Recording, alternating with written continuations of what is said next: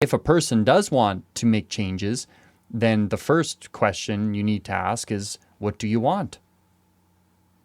Right. That question just changed everything. First time in my life I was ever encouraged to sit and ask myself with a pen and a piece of paper, like, what do I want? What do I really want? And that started an avalanche.